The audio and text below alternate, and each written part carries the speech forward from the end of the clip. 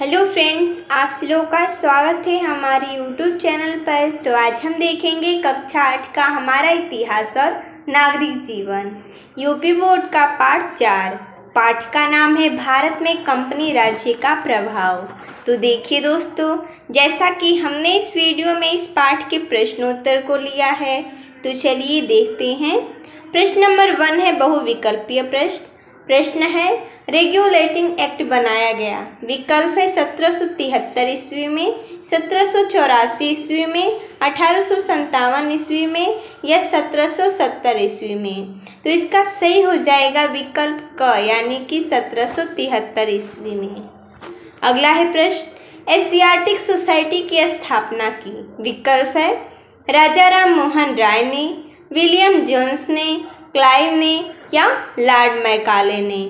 तो देखिए, Asiatic society की स्थापना विलियम जोन्स ने किया था, तो यही सही हो जाएगा, विलियम जोन्स, जो कि एशियाटिक सोसाइटी की स्थापना किए थे। अगला प्रश्न दूसरा है अति लघुत्तरीय प्रश्न। प्रश्न है बंगाल में दोहरी शासन व्यवस्था किसने शुरू की थी। तो बंगाल में दोहरी शासन व्यवस्था, बंगाल पर नियंत्रण होने के बाद क्लाइव ने बंगाल में दोहरी शासन व्यवस्था शुरू की थी। अगला फोर्ट विलियम कॉलेज की स्थापना कहाँ हुई थी। तो फोर्ट विलियम कॉलेज की स्थापना 1801 में कोलकाता में हुई थी। आगे सुप्रीम कोर्ट की स्थापना किस गवर्नर जनरल के समय में हुई। तो सुप्रीम कोर्ट की स्थापना गवर्नर जनरल वॉरेन हेस्टिंग के समय में हुई। अगला प्रश्न है लघु उत्तरीय प्रश्न। प्रश्न है पिट्स इंडिया एक्ट के बारे में लिखिए। तो जैसा कि हमने यहाँ पर लिखा है, ब्रिटिश संसद ने 1784 ईस्वी में एक नया कानून पारित किया जो पिट्स इंडिया एक्ट कहलाया। किसने पारित किया था? तो ब्रिटिश संसद ने। कब? 1784 में। इस अधिनियम के द्वारा ब्रिटेन में एक नियंत्रण परिषद, जिसे बोला जाता है बोर्ड ऑफ कंट्रोल, की स्थापना हुई। इस परिषद के द्वारा ब्रिटिश सरकार को भारत में कंपनी के सैनिक व असैनिक तथा राजस्व संबंधी मामलों में एकाधिकार प्राप्त हो गया। गवर्नर जनरल को भारत स्थित सभी ब्रिटिश फौजों का मुख्य सेनापति बनाया गया। अगला प्रश्न है अस्थायी बंदोबस्त क्या था। तो चलिए पढ़ते हैं। अधिक मालगुजारी वसूल करके देने वाले को नीलामी बोली के आधार पर उन्हें तथा उनके पुत्रों को आजीवन उस गांव का जमींदार घोषित कर दिया। यही जमींदारी प्रथा या अस्थायी बंदोबस्त कहलाता है। इसका कहने का अर्थ ये है कि अस्थायी बंदोबस्त क्या होता है। पहले के ज़माने में लोग मालगुजारी करते थे, यानी पैसा वसूलते थे, और उसके बाद नीलामी होती थी कि किसके पास ज़्यादा पैसा है। जिसके पास ज़्यादा पैसा होता था वो उनके पुत्रों को आजीवन उस गांव का जमींदार घोषित कर देते थे। यही था जमींदारी प्रथा। यानी कि मान लीजिए कि एक गांव है और उस गांव से नीलामी हो रही कि कितना पैसा इकट्ठा किया है, मालगुजारी की है, उसके हिसाब से नीलामी होती थी। जो अधिक जमा करता था उसके पुत्रों को आजीवन उस गांव का जमींदार घोषित कर दिया जाता था। इसे ही अस्थायी बंदोबस्त बोला जाता था क्योंकि उस टाइम ये चल रहा था। अंग्रेजों ने भारतीय उद्योगों को किस प्रकार नष्ट किया।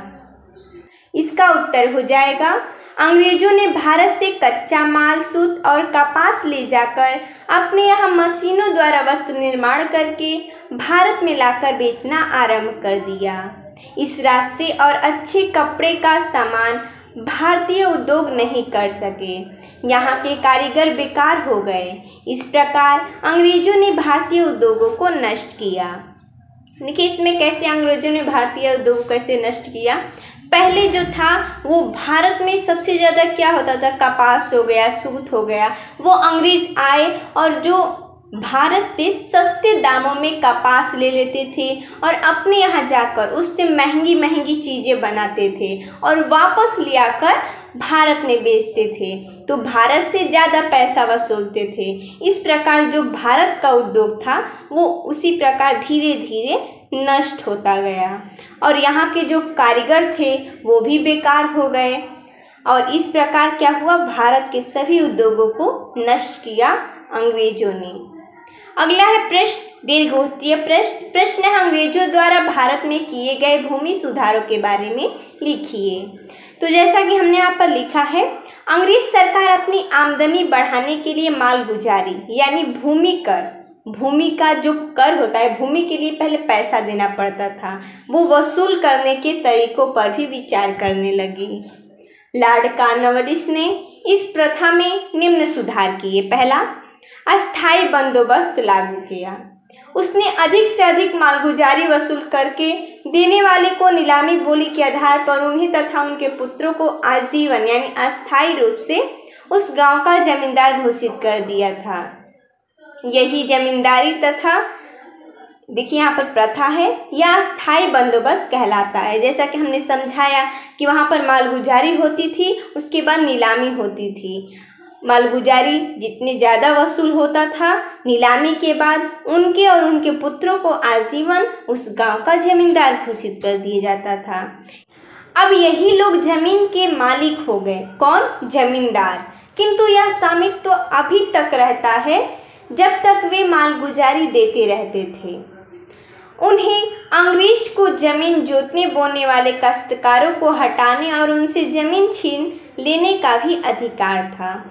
यानी कि जब तक वो मालगुजारी देते थे तब तक तो उनका जमीन पर स्वामित्व रहेगा, तब तक वो क्या रहेंगे? जमींदार रहेंगे। आगे पढ़ते हैं। यह प्रथा बंगाल, उड़ीसा और अवध प्रांतों में प्रारंभ की गई। दूसरा है रैयतवाड़ी प्रथा। दक्षिण भारत के मद्रास प्रांत में मालगुजारी देने का उत्तरदायित्व रैयत यानी काश्तकार को सौंपा गया। मालगुजारी की धनराशि लगभग 30 वर्ष के लिए निश्चित कर दी गई। रैयत अपनी उपज का लगभग आधा भाग सरकार को मालगुजारी के रूप में देता था। अगला है महालवाड़ी प्रथा। उत्तर प्रदेश के पश्चिम में दिल्ली और पंजाब के आसपास मालगुजारी कई गांवों के समूह के स्वामित्व से वसूल की जाती थी। ये समूह महाल कहलाते थे, इसलिए इस प्रथा को महालवाड़ी या महलवाड़ी प्रथा कहते हैं। सरकार महाल पर स्वामित्व रखने वाले से मालगुजारी वसूल करने का समझौता करती थी। तो देखिए दोस्तों, जैसा कि इसमें इतना ही प्रश्न दिया गया था, तो मिलते हैं तब तक के लिए। धन्यवाद दोस्तों।